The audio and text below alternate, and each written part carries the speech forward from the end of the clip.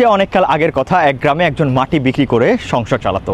মাটি খুঁড়তে খুঁড়তে একদিন একটা পাথর পেয়ে গেল। পাথরটা বেশ চকচকে ছিল, তাই সে গাধার গলায় পাথরটা ঝুলিয়ে রাখলো। পাথরটা নিয়ে যখন সে বাজারে গেল, তখন একজন দোকানি বলল, পাথরটা তো বেশ চকচকে, আমি কিনতে চাই। বলল 50 টাকা দাও।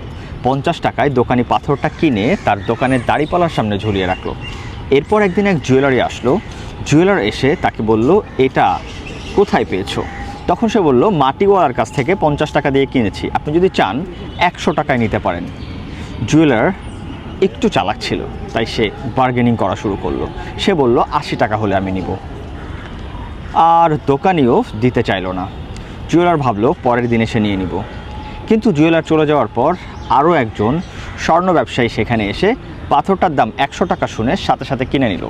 পরদিন ওই চালাক জুয়েলার এসে বলল, পাথরটা কোথায়? তখন সে বলল, আরেকজন এসে 100 টাকায় কিনে নিয়ে গিয়েছে। তখন জুয়েলার বলল, তুমি কত বোকা, এটা ছিল একটা অমূল্য হীরা, তুমি এটা 100 টাকায় বিক্রি করে দিয়েছো। তখন দোকানি হাসলো, হেসে বলল, বোকা আমি না, বোকা আপনি। কারণ আমি জানতাম না এটা অমূল্য হীরা, কিন্তু আপনি জানতেন। আপনি 20 টাকার জন্য এটা না নিয়ে চলে গিয়েছেন। Yes, this is the point. আমরা অনেকেই আমাদের সম্ভাবনা জানি, আমাদের পটেনশিয়াল জানি, কিন্তু জেনেও প্রয়োজনে সেটাকে কাজে লাগাই না। ভাবি কালকে শুরু করব, আসলে কালকে না, যেই কাজটা আমি কালকে করব সেটা করা উচিত আজকে। আর আজকে যেটা করব, ইয়েস, ভিডিওটা বন্ধ করে এখনই সেটা করা উচিত। এটাই সায়েন্স।